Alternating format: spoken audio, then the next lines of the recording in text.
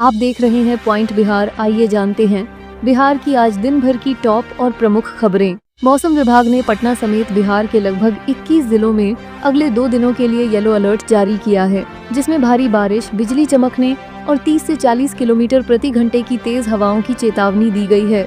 राजधानी पटना में हल्की से मध्यम बारिश ने पहले ही गंभीर जल जमाव और ड्रेनेज व्यवस्था की कमी के कारण यातायात और रोजमर्रा की गतिविधियों को बाधित कर दिया है। बिहार जीविका में भर्ती, 2000 से ज्यादा पद खाली। बिहार ग्रामीण आजीविका संवर्धन समिति ने 2747 पदों पर भर्ती का नोटिफिकेशन जारी किया है। इसमें ब्लॉक प्रोजेक्ट मैनेजर, आजीविका विशेषज्ञ, क्षेत्र समन्वयक, अकाउंटेंट और ऑफिस असिस्टेंट जैसे पद शामिल हैं। ऑनलाइन आवेदन 30 जुलाई से 18 अगस्त तक आधिकारिक वेबसाइट पर किए जा सकते हैं। उम्मीदवार की अधिकतम आयु सीमा 37 वर्ष निर्धारित की गई है। यह भर्ती ग्रामीण विकास को मजबूत करने की दिशा में एक बड़ा कदम है। तेजस्वी यादव को 2 वोटर आईडी मामले में चुनाव आयोग का नोटिस। चुनाव आयोग ने तेजस्वी यादव को 2 वोटर आईडी कार्ड रखने के आरोप में नोटिस जारी किया है। आयोग का कहना है कि एक आईडी नंबर आधिकारिक रिकॉर्ड में मौजूद नहीं है, जबकि दूसरा सही है। आयोग ने उनसे फर्जी माने जा रहे कार्ड की जानकारी और उसे सौंपने की मांग की है।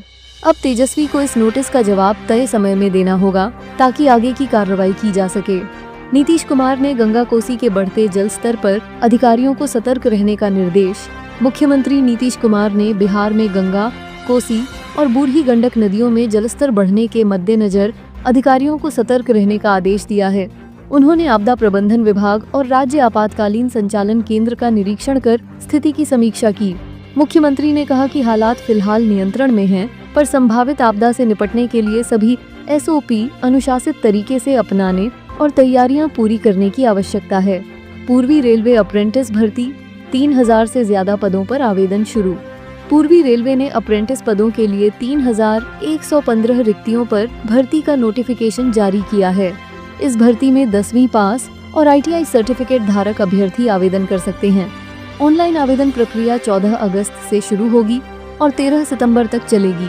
उम्मीदवार की आयु 15 से 24 वर्ष के बीच होनी चाहिए। चयन मेरिट के आधार पर किया जाएगा, जिसमें कोई लिखित परीक्षा नहीं होगी। चिराग पासवान बोले, महत्वाकांक्षी होना गलत नहीं, लेकिन NDA में ही रहूंगा। लोक जनशक्ति पार्टी रामविलास के राष्ट्रीय अध्यक्ष और केंद्रीय मंत्री चिराग पासवान ने कहा कि महत्वाकांक्षी होना गलत नहीं है, लेकिन मेरी महत्वाकांक्षा NDA से ऊपर नहीं है। उन्होंने साफ किया कि वे पहले भी NDA में थे, अभी भी हैं और आगे भी NDA में ही रहेंगे। चिराग ने बिहार की कानून व्यवस्था पर चिंता जताई, लेकिन कहा कि इससे गठबंधन पर कोई असर नहीं पड़ेगा और प्रधानमंत्री मोदी के नेतृत्व पर उन्हें पूरा भरोसा है। जमालपुर किऊल रेलखंड पर ट्रेनों की बढ़ेगी रफ्तार, 130 किलोमीटर प्रति घंटा की है तैयारी। पूर्वी रेलवे ने जमालपुर से किऊल रेलखंड पर ट्रेनों की अधिकतम रफ्तार 130 किलोमीटर प्रति घंटा करने की तैयारी शुरू कर दी है। वर्तमान में यह गति 110 किलोमीटर प्रति घंटा है। इस बदलाव के लिए ट्रैक में तकनीकी सुधार, लेवल क्रॉसिंग को हटाकर सबवे निर्माण, स्टेशन पुनर्विकास और प्लेटफॉर्म विस्तार जैसे कार्य किए जा रहे हैं। यह पहल यात्रियों की यात्रा को अधिक तेज, सुरक्षित और सुविधाजनक बनाएगी। डॉग बाबू पर तेजस्वी का तंज, चुनाव आयोग से फिर सवाल। नेता प्रतिपक्ष तेजस्वी यादव ने बिहार की विशेष मतदाता पुनरीक्षण प्रक्रिया पर सवाल उठाते हुए तंज कसा कि जब डॉग बाबू और मोनालिसा जैसे नामों पर निवास प्रमाण पत्र बन सकता है, तो असली मतदाताओं को क्यों परेशान किया जा रहा है। उन्होंने पूछा कि कितने फर्जी या मृत मतदाताओं के नाम हटाए गए और क्या उन्हें नोटिस भेजे गए। तेजस्वी ने बुधवार वोटर लिस्ट सार्वजनिक करने की मांग की, ताकि पारदर्शिता बनी रहे। गंगा में बाढ़ से दियारा क्षेत्र में अफरा तफरी, लोगों का पलायन शुरू। भागलपुर के कहलगांव और दियारा क्षेत्र में गंगा नदी का जलस्तर तेजी से बढ़ने के कारण बाढ़ जैसे हालात बन गए हैं। पानी घरों और खेतों में घुसने लगा है, जिससे लोग अपने मवेशियों और जरूरी सामान के साथ ऊंचे इलाकों की ओर पलायन करने लगे हैं। कई परिवार सामुदायिक भवनों या रिश्तेदारों के यहाँ शरण ले रहे हैं। प्रशासन ने राहत कार्य शुरू कर दिए हैं और हालात पर नजर बनाए हुए है। मुकेश साहनी की चुनौती, अगर बीजेपी में हिम्मत है तो अकेले चुनाव लड़ें। विकासशील इंसान पार्टी के संस्थापक मुकेश साहनी ने बिहार की जनता से सीधे संवाद करते हुए बीजेपी को चैलेंज किया है कि अगर उसमें हिम्मत है तो वह अकेले चुनाव लड़े। उन्होंने कहा कि बीजेपी महागठबंधन की नाव की मदद लेकर मझधार पार करना चाहती है। उन्होंने बताया कि अब उनके किसी आवेदन को स्वीकार नहीं किया जाएगा, क्योंकि पहले उन्हें कथित रूप से बीजेपी द्वारा धोखा दिया गया था। सहनी ने महागठबंधन की एकता की जरूरत भी दोहराई है। ड्राफ्ट वोटर लिस्ट पर राजनीतिक दलों ने नहीं जताई कोई आपत्ति। बिहार की मसौदा मतदाता सूची 1 अगस्त को जारी की गई, जिसमें राज्य के सभी 243 विधानसभा क्षेत्रों और करीब 91,000 मतदान केंद्रों का विवरण शामिल है। निर्वाचन आयोग के अनुसार अभी तक किसी भी राजनीतिक दल ने नाम जोड़ने या हटाने को लेकर कोई आपत्ति दर्ज नहीं कराई है। हालांकि आम लोगों से 941 व्यक्तिगत शिकायतें मिली हैं।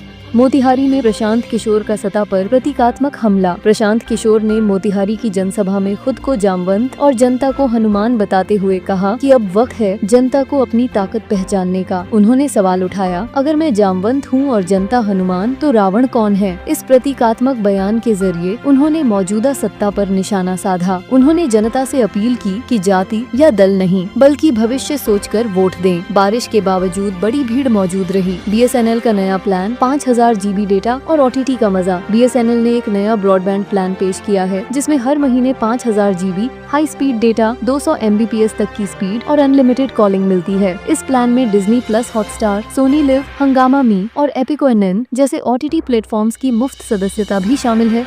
यह प्लान उन यूजर्स के लिए फायदेमंद है जो ज्यादा डेटा और मनोरंजन दोनों की तलाश में हैं। औरंगाबाद, दाऊदनगर व अरवल में मिलेगा जाम से निजात। 4 लेन बाईपास को मिली मंजूरी। बिहार में औरंगाबाद, दाऊदनगर और अरवल शहरों के लिए 4 लेन बाईपास निर्माण को मंजूरी दी गई है। इस परियोजना से इन तीनों शहरों में वाहनों का दबाव शहरों से बाहर स्थानांतरित होगा, जिससे यातायात जाम की समस्या दूर होगी। इससे यात्रियों को सुविधा मिलेगी और स्थानीय आवागमन आसान बनेगा। इन बाईपासों से शहरी सड़कों से भीड़ में कमी आएगी और क्षेत्रीय विकास को बल मिलेगा।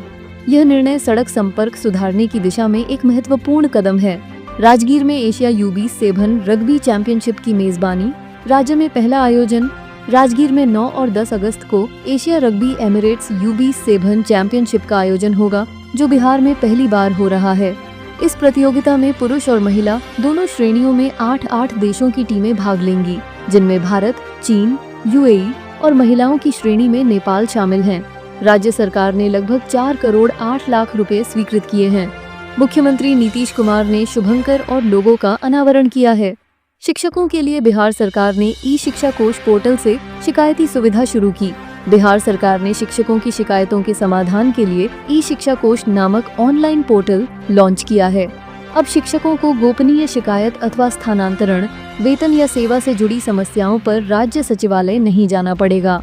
जिला शिक्षा अधिकारी एवं विभागीय प्रमुख पोर्टल पर शिकायतें देखते और त्वरित कार्रवाई करते हैं। अतिरिक्त मुख्य सचिव ने सभी शिक्षकों से स्थानीय स्तर पर शिकायत न सुलझने पर ही इस पोर्टल का उपयोग करने का आग्रह किया है।